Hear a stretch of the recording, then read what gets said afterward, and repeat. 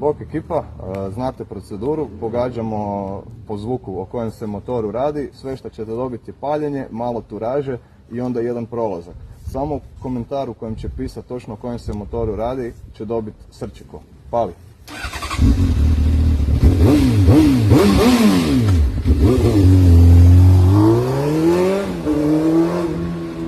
Ne znam za vas, ali ja sam već iz ovog prebrojao cilindre. Ali vjerujem i vi.